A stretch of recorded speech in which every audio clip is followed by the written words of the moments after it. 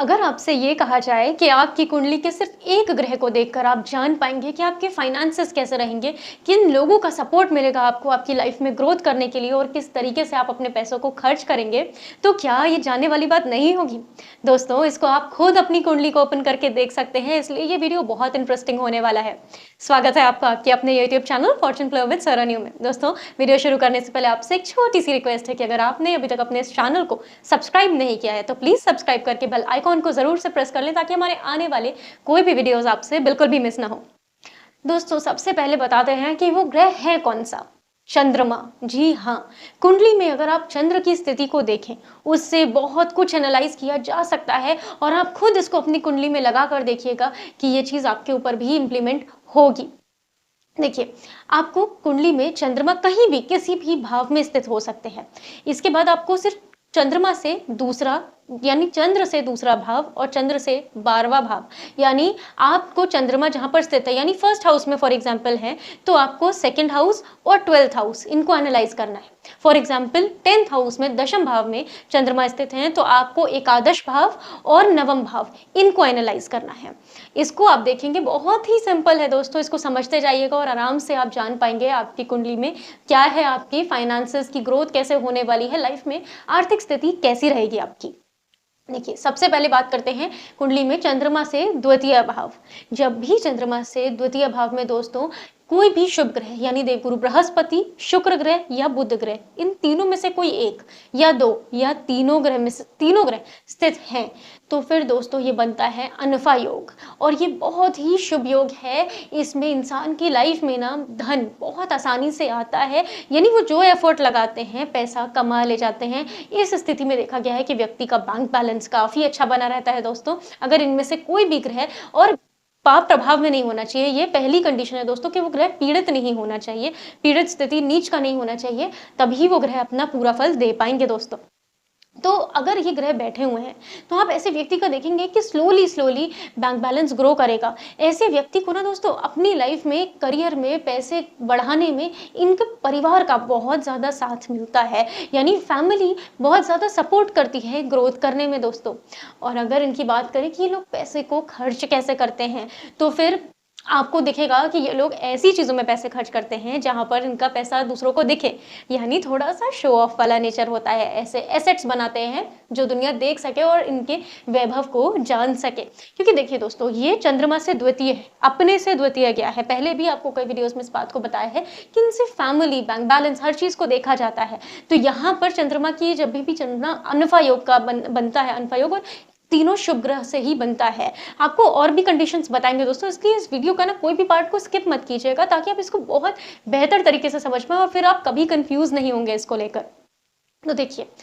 अगर ये तीनों ग्रह हैं तो पैसे बहुत आसानी से आएंगे व्यक्ति के पास, यानी जब भी शुभ ग्रह होते हैं ना दोस्तों तो वो आसानी से व्यक्ति को बहुत एफर्ट नहीं लगाना पड़ता। लेकिन यहीं पे अगर शनि या मंगल में से कोई ग्रह है, सिर्फ शनि और मंगल की बात हो रही है दोस्तों, यहाँ पर राहु, केतु और सूर्य की बात नहीं हो रही है, और ये तीनों इस योग को निर्मित करते भी नहीं है, क्योंकि राहु और केतु वैसे भी ग्रहण बनाते हैं और सूर्य के साथ में ये योग नहीं बनता। लेकिन शनि और मंगल, जो कि मैंने पर्सनली भी कई चार्ट्स में इस चीज को होते हुए देखा है कि ये इस योग का निर्माण करता तो है लेकिन बहुत कठिन तरीके से, यानी ऐसा व्यक्ति धन अर्जित तो करता है लेकिन जब भी शनि बैठे होंगे तो मेहनत लगेगी, यानी एफर्ट्स लगेंगे, फैमिली का सपोर्ट भी मिल सकता है लेकिन तब भी मेहनत बहुत करनी पड़ेगी, क्योंकि शनि जो है ना कर्म प्रदाता है, कर्म फल प्रदाता, ऐसा प्लैनेट जो है ना, जो मेहनत आप जितनी करेंगे फल मिलता जाएगा, इसका प्रॉमिस रहता है। और तब व्यक्ति का जो फाइनेंस है ना वो फास्ट नहीं, स्लोली स्लोली ग्रो करता है, क्योंकि शनि शनि है, स्लोली स्लोली है, धीरे धीरे ही ग्रोथ देते हैं। इसके बाद बात करें मंगल की, तो मंगल भी पापी ग्रह है। तो मंगल के केस में क्या होता है कि इंसान को ना बहुत पराक्रम दिखाना पड़ता है, बहुत ज्यादा करेज शो करना पड़ता है, यानी उसको ऐसे सर्कमस्टांसेस, ऐसा इन्वायरमेंट मिल सकता है जो उतना फ्रेंडली ना हो, यानी इतना हेल्पफुल ना हो, आपके अनुसार स्थितियां ना हो, लेकिन वहां पर आप हिम्मत दिखाकर अपने हिम्मत के बल पर पैसे को अर्जित करेंगे, यानी पैसा कमा ले जाएंगे। तो मंगल की भी यहाँ स्थिति, या मंगल या शनि पैसे देने का प्रॉमिस है, यानी आर्थिक स्थिति अच्छी होगी, लेकिन जो सर्कमस्टांसेस हैं, जो इन्वायरमेंट है, वो आपको आपके अनुकूल नहीं मिल पाएगा दोस्तों। तो ये पाप ग्रह और शुभ ग्रह के यहाँ पे होने का डिफरेंस को बताता है। और जैसे कि मंगल है, तो व्यक्ति बहुत ज़्यादा एम्प्लीफाई करके मतलब बहुत ओवर शो ऑफ कर सकते हैं, यानी आपने बहुत सारी लैंड प्रॉपर्टी खरीद ली, ऐसी चीज़ें, और वो दुनिया को बताएगा व्यक्ति। अगर अनफा योग बन रहा है, तो सबको पता होगा कि इस व्यक्ति के पास ये प्रॉपर्टी है, इतना-इतना पैसा है, वो चीज़ें शो हो जाती हैं दोस्तों, इस तरीके का नेचर रहता है। और ऐसे व्यक्ति दिलदार भी बहुत देखे गए हैं, यानी अपने दोस्तों पर खुलकर खर्च करते हैं, अपने परिवार पर खुलकर खर्च करते हैं, सबको आराम से पैसे लौटाते हैं, कोई दिक्कत नहीं होती, लेकिन ये बहुत शुभ योग है दोस्तों।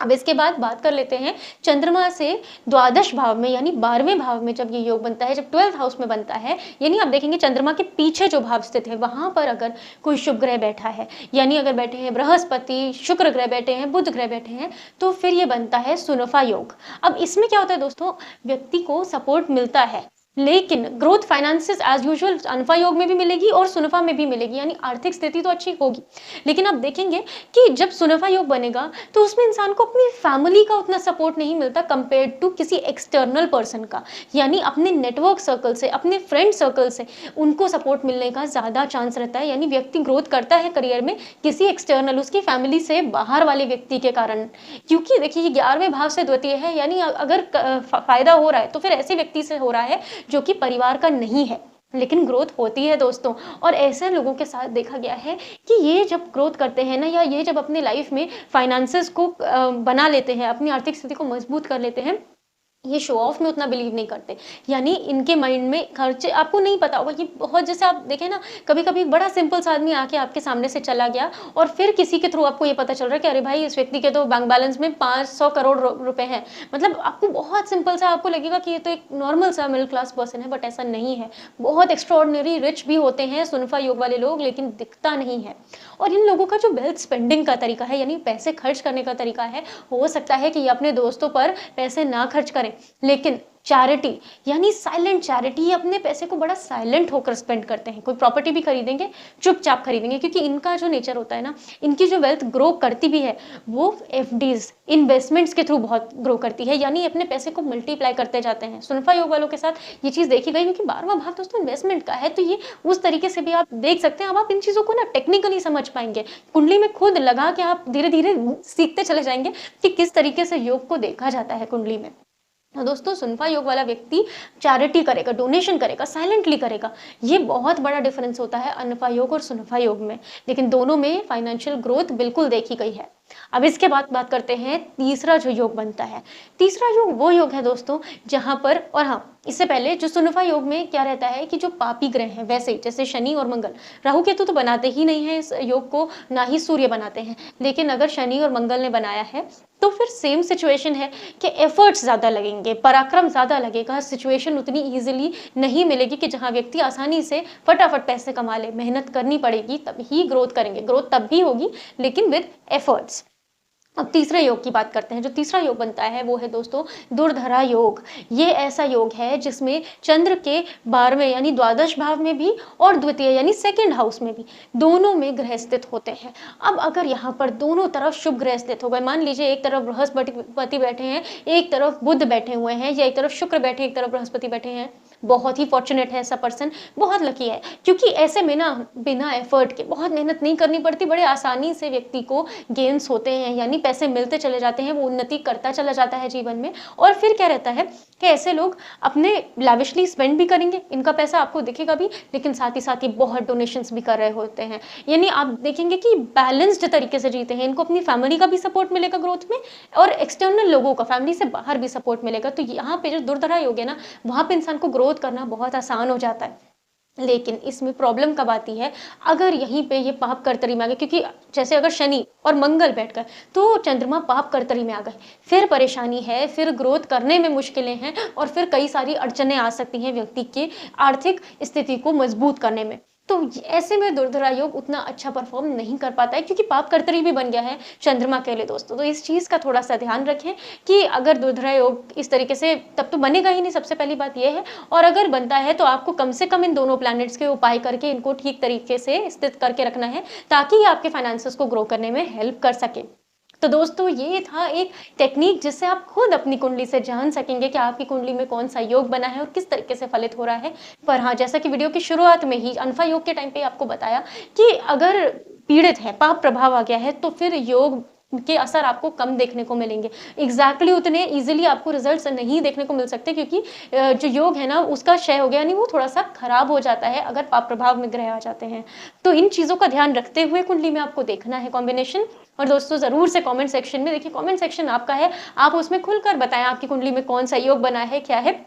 और ये भी कि आप आगे कौन-सा वीडियो चाहते हैं, कौन से टॉपिक पर वीडियो चाहते हैं जिस पर हम वीडियो बनाएँ, तो इसको भी आप ज़रूर से कमेंट सेक्शन में बताएँ। आई होप कि ये वीडियो आपके लिए यूज़फुल रहा होगा, इसको और लोगों के साथ भी शेयर करें ताकि वो भी जान पाएँ कि उनकी कुंडली में क्या ऐसा कोई योग निर्मित हो रहा है। मिलते हैं अगले वीडियो में, आपसे इस वीडियो में जुड़कर बहुत-बहुत अच्छा लगा। धन्यवाद दोस्तों, राधे-राधे।